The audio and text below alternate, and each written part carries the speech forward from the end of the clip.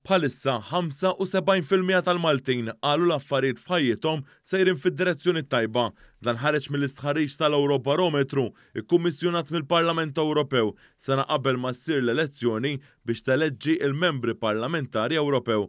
Fih ħadu sehem aktar minn 26,000 persuna.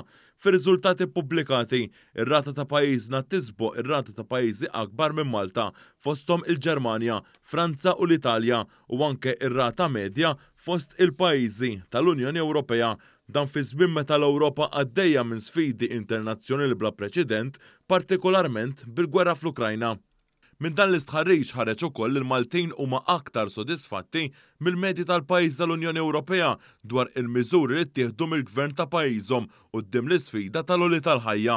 Il-Gvern Malti investa biljun euro is-sena l-oħra u din is-sena biex iżomm fost l-oħrajn il-prezzijiet tal-enerġija u tal-fjuwil milli jolgħu u biex jibqgħu stabbli.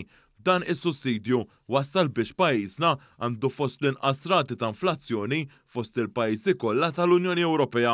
Infatti minn dan l-Eurobarometru ħareġ li f'din l-aħħar sena iċ-ċittadini Maltin kellhom fost l-inqas diffikultajiet biex iħallsu il-kontijiet fl-aħħar tax-xahar.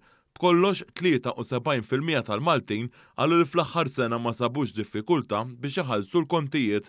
Hawnhekk ir-rata ta' pajjiżna taqbes sew ir-rata ta' pajjiżi akbar minn Malta fosthom Franza, l-Irlanda u l-Italja u anke hija ogħla mill-medja tal-pajjiżi tal-Unjoni Ewropea. Minn dan l-istħarriġ ħareġ li 64% tal-Maltin huma interessati fl-elezzjonijiet tal-Parlament Ewropew li se jsiru bħal dan iż-żmien sena.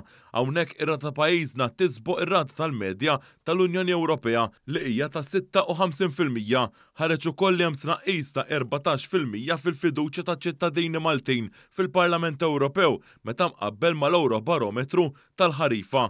Il-fiduċja tal-Maltin fil-Parlament Ewropew hija ta' 48%.